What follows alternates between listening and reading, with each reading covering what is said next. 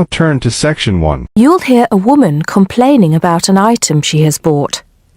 First, you have some time to look at questions 1 to 4.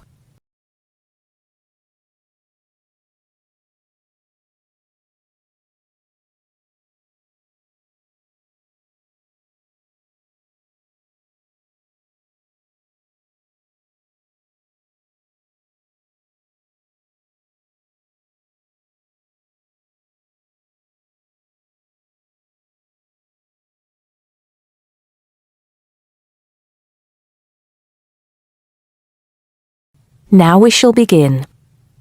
You should answer the questions as you listen because you will not hear the recording a second time. Listen carefully and answer questions 1 to 4.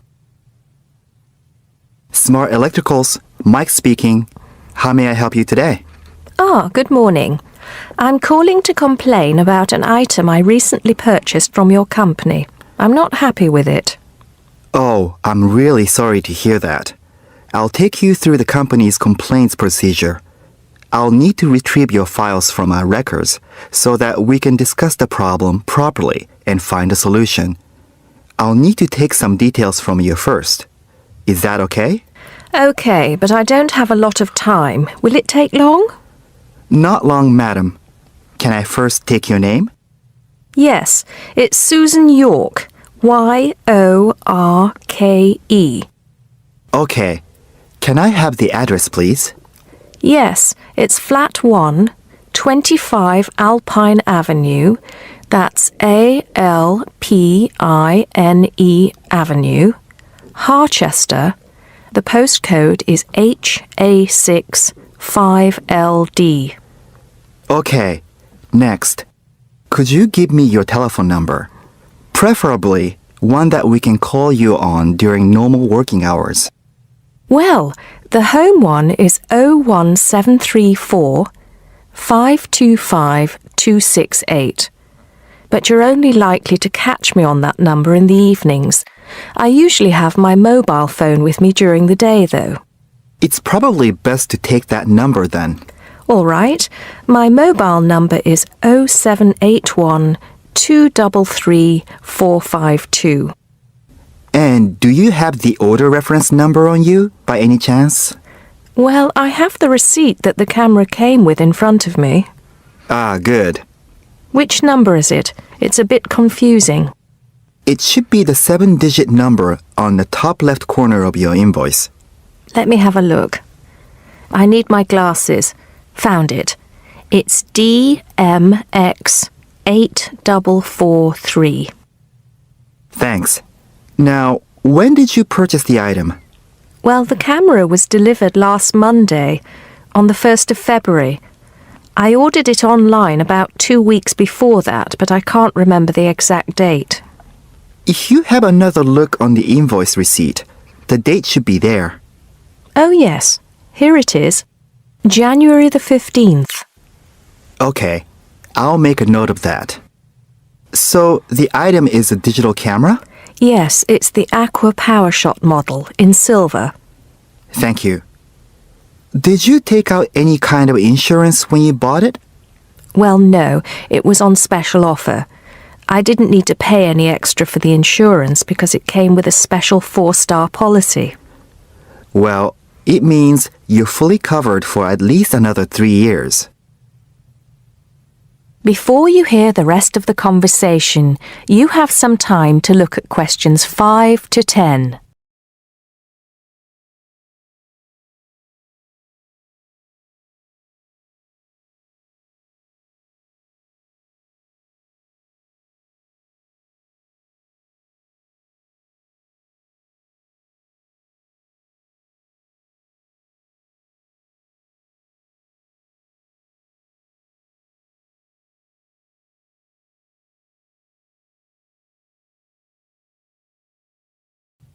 Now listen and answer questions 5 to 10. Right.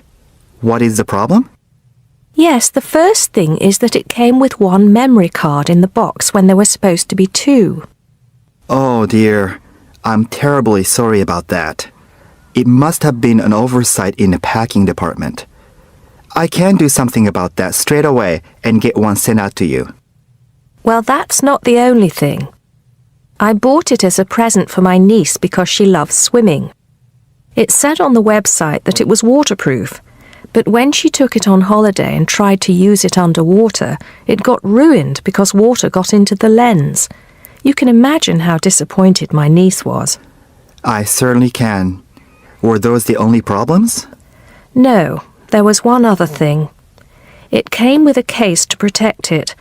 When I opened the box to take the case out, I saw that it had a big scratch on it. We're really sorry about that. I can offer to have the camera repaired for you. In the event that it can't be repaired, we'll send you a replacement.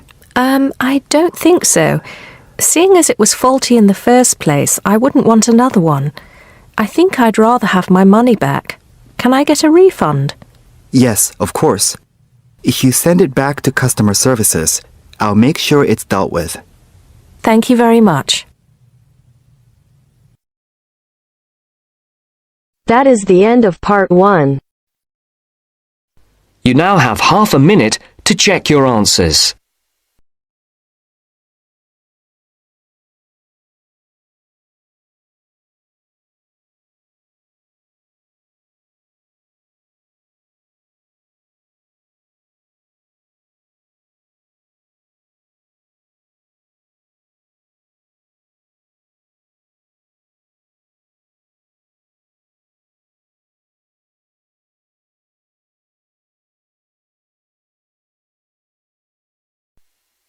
Now turns to part 2.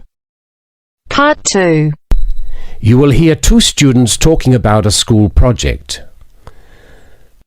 First, you have some time to look at questions 11 to 15.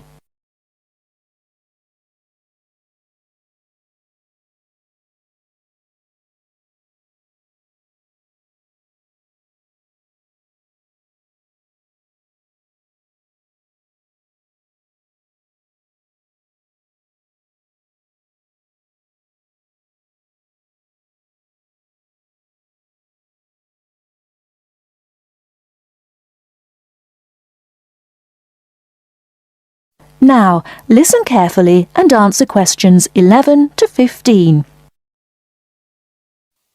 Hi Lynn, how's your project coming along? Oh, not very well. I've got all the information, but I can't seem to organise it into a presentation. Well, you'd better hurry.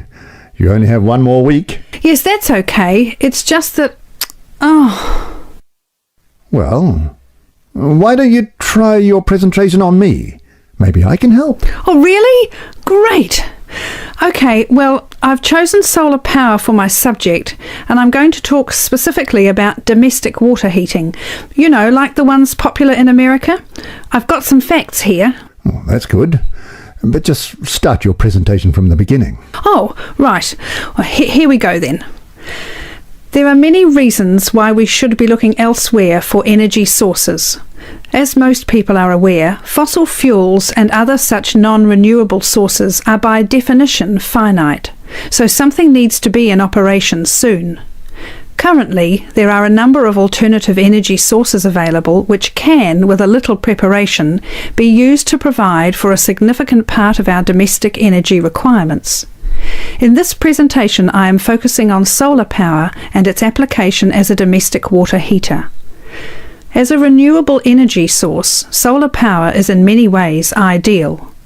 The amount of the sun's energy which reaches the earth every minute exceeds the energy that the global population consumes in a year. Although scientists argue that it is not finite, sunlight is certainly a long-lasting resource which is not depleted through use, and solar power converters use this energy without needing any complex moving parts. Once collected and stored, solar energy can be used for many purposes, but it is becoming increasingly popular as a domestic heating source. Generally, a building that is heated by solar power will have its water heated by solar power as well. And this has even worked in areas that are not exposed to long hours of direct sunlight, such as the United Kingdom, although not so well as in warmer climates. Why have you stopped? Well, that's all I've got so far. Oh, well. Start by talking about how effective it is. Oh, okay. Well, there are a number of factors that influence how efficient solar power can be. The first, obviously, is the amount of sunlight, and this is dependent on season, time of day, and climate. Although the UK has something of a bad reputation for sunshine, it is actually quite productive during some parts of the year. Given a sufficient size of solar panel and water storage tank, solar power can provide all of our water heating requirements in June and July, and even provide the majority until October. From October to the end of the year, this figure falls dramatically. December is the least productive, being able to supply less than 5% of the average household's hot water requirement. It is at this point that solar power needs to be supplemented with a more traditional form of heating. From January, solar power becomes more effective at a rate of about 20% per month, although this rise decelerates to around 18% by May. Before you hear the rest of the talk, you have some time to look at questions 16 to 20.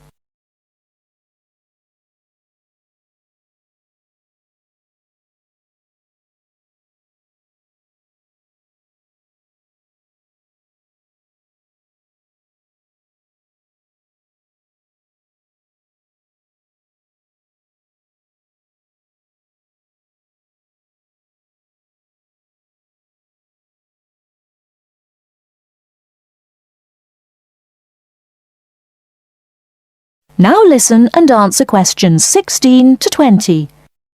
Now say something about this water heater. Do you have any information about that? Oh yes, I've got an illustration of a water tank here. Well, that's good, but you'll have to describe it. Right. Well, the ideal water tank in the UK has a capacity of 45 to 50 litres, but must be at least 40 litres to be effective. The solar coil is put in the bottom of the tank to heat the water.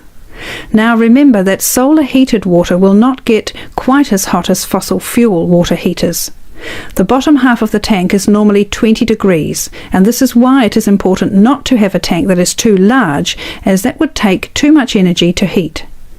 In this illustration, it rises to 40 degrees from halfway up. Don't forget that hot water rises, so the top third of the tank is the hottest and reaches an average temperature of 65 degrees. And what's this second layer around the tank? Oh, that's insulation. Because the tank is often either outside or just under the roof, rigid foam is used as an insulation layer. It should be at least 80 millimetres thick all around. Well, that seems like a good presentation. All you need to do is to prepare some short notes and a larger illustration so you can use it as a demonstration and you'll be fine. Oh, you think so? Well, thanks very much for the help. Maybe I could do the same for you one day. Maybe. Anyway, I have to go. Good luck. Thanks. Bye.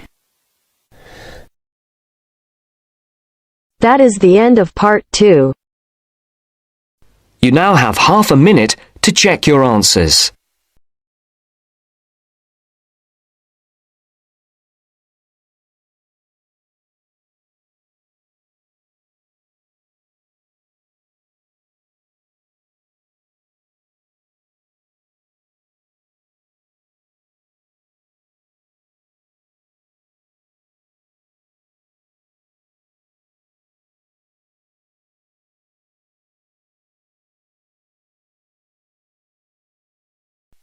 Now turns to part 3. Part 3. You'll hear an introduction about the process of producing stamps. First, you have some time to look at questions 21 to 25.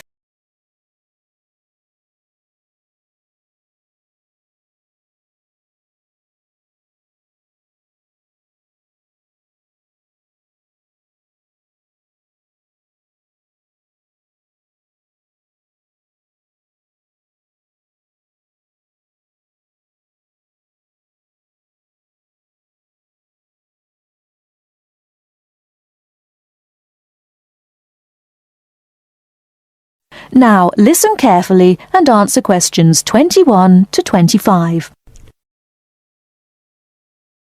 Hello and welcome to this week's edition of Tell Me More, a program where you ask the questions and we provide the answers.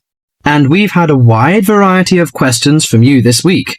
And the subject we've picked for you this week, in response to your many letters, is the production of postage stamps. And as usual, we've been doing our homework on the subject. So, who designs the postage stamps that we stick on our letters? Well, in Australia, the design of postage is in the hands of Australia Post. In Britain, it's the Royal Mail that looks after stamps, and it seems that both countries have a similar approach to the production process. We discovered, to our surprise, that it can take up to 2 years to produce a new postage stamp. Why is that, I hear you ask? Surprisingly, it can't be all that difficult to design a stamp. In fact, it isn't, but it seems it's a lengthy business. Firstly, they have to choose the subjects, and this is done with the help of market research. Members of the general public, including families, are surveyed to find out what sorts of things they would like to see on their stamps. They are given a list of possible topics and asked to rank them. A list is then presented to the advisory committee, which meets about once a month. The committee is made up of outside designers, graphic artists, and stamp collectors. If the committee likes the list, it sends it up to the board of directors, which makes the final decision. Then they commission an artist. In Australia, artists are paid $1,500 for a stamp design and a further $800 if the committee actually decides to use the design. Before you hear the rest of the talk, you have some time to look at questions 26 to 30.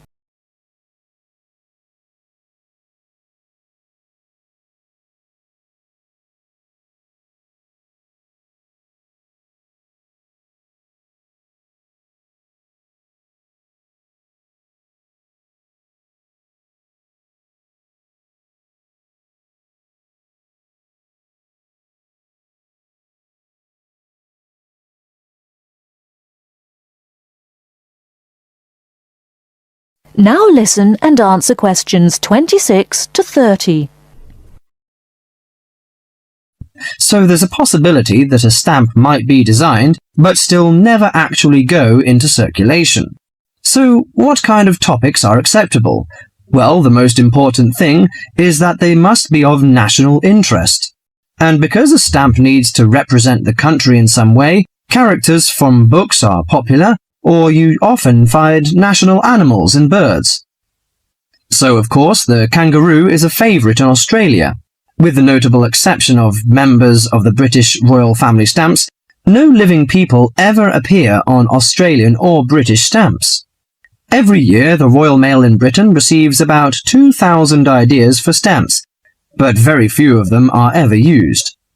One favourite topic is kings and queens. For instance, King Henry VIII, famous for his 6 wives, has recently appeared on a British stamp together with a stamp featuring each of his wives. But despite the extensive research which is done before a stamp is produced, it seems it's hard to please everybody. And apparently all sorts of people write to the post office to say that they loved or hated a particular series. The stamp to cause the most concern ever in Australia was a picture of Father Christmas surfing at the beach. And when you consider that the practical function of a stamp is only as a receipt for postage, I think perhaps the importance accorded to stamps has got out of all proportion. Well, that's all for today. If there's a subject you want us to tell you more about, drop us a line at... That is the end of part 3. You now have half a minute to check your answers.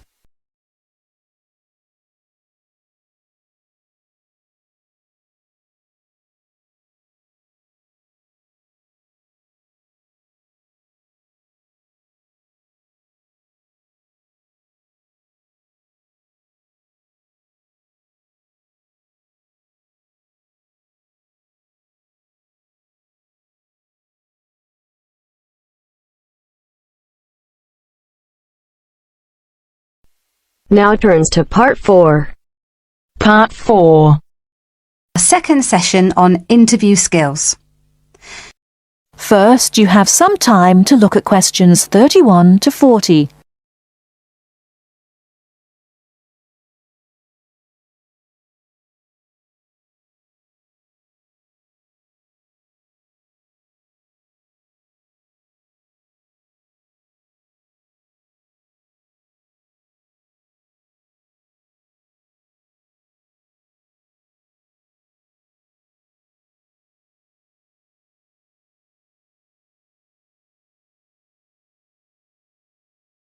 Now listen carefully and answer questions 31 to 40.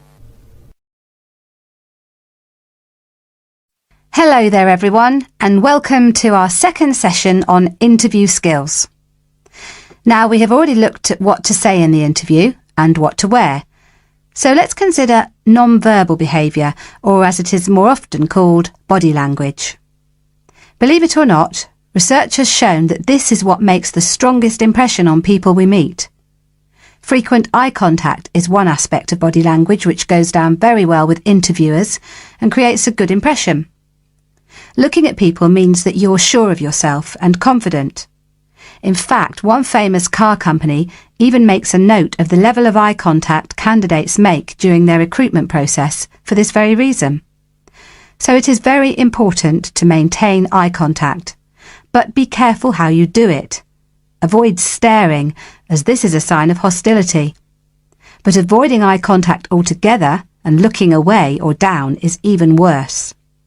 But the general message is maintain that eye contact. Believe me, the eyes have it. Now, along with eye contact, smiling is one of the other important non-verbal actions which say more to the interviewer than any answers you give. A good way to create a good impression during the first few minutes of your interview is to smile warmly when you meet the person or people who will be interviewing you. It shows them that you are relaxed. Facial scanning takes a triangular route, from the eyes down to the mouth and back to the eyes. Even when you aren't speaking, an interviewer will be noticing your mouth, so give a relaxed smile whenever you feel it is appropriate. Now, not surprisingly, interviewers pay most attention to a person's face or head during an interview, and they certainly pick up a lot on what they see. Researchers have identified nodding as going down very well with interviewers. This simple gesture shows that you are listening and paying attention. Another useful head gesture is to tilt your head slightly to one side. Now, this reinforces that you are listening well to what the interviewer is saying to you. However, tilting your head back isn't such a good idea, as this signals arrogance. And drooping your head forward indicates that you are lacking in confidence. And as we all know, that is exactly the opposite of what an interviewer wants to see. So the message is, mind your head. Now, posture, or the way that you carry yourself, is an important area of body language to be aware of. And it is one of the first body language signals that interviewers read as you enter a room. Posture also matters when you're sitting down. A well-supported position, with your shoulders square and sitting full back on the chair, will give the impression that you are confident, which is just what the interviewer wants to see. I once interviewed a candidate who perched right on the edge of her chair throughout. I kept feeling that she was about to run out of the room in terror. However, occasionally leaning forward slightly when the interviewer is speaking reinforces the message that you are keen and interested, as well as showing the interviewer that you're actually listening to what they are saying. But don't overdo it by leaning too far forward. That can be a bit distracting for the interviewer. Now, we all tend to use our hands to gesture, especially when we are explaining something or as we become involved in what we are saying. This is fine. It shows that we are keen and perhaps even excited about something. However, what can work against someone at an interview is when they fidget. This kind of moving about is, of course, what we do when we are nervous, and fidgeting can be very distracting to watch. So if this is a problem for you when you get nervous, it is a good idea to practice sitting with your hands gently resting in your lap or on the arms of the chair. Try not to fold your arms though, as this tends to look uncomfortable or hostile. But whatever movements you make, be careful with your hands. They need to be kept well away from your mouth, head or face, In fact, experts say that when a hand flies up to or over a person's mouth, it implies that the person is worried or wound up about something. For most of us, staying calm in an interview situation is a challenge, so putting in a bit of practice in advance will help. So, to end with, here are a couple of suggestions on how to improve our body language. A good idea is to choose a role model, such as an actor or fictional character, or a public figure or someone you know. Then sit calmly and imagine that you are this person. Now, other countries have different body language signals. So remember that if you are being interviewed abroad, you may want to check if there are any special gestures to avoid. It's also a good idea to get used to reading body language signals. You can do this by simply watching how people interact in public places, such as on the streets or in restaurants. And finally, when people have struck up a rapport, it is reflected through the natural mirroring of each other's body language movements. So you can use this to your advantage by occasionally mirroring the interviewer's own movements. For example, if they lean over to one side, you can do the same a few seconds later. It helps to create a special effect known as similar to me. But don't do it too often or the interviewer will notice. Now, any questions before we move on to interview listening skills? That is the end of part 4. You now have half a minute to check your answers.